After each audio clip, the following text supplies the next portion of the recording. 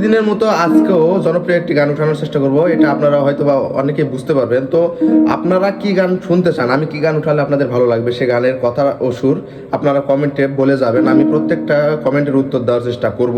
তো চলুন গানে চলে যাই।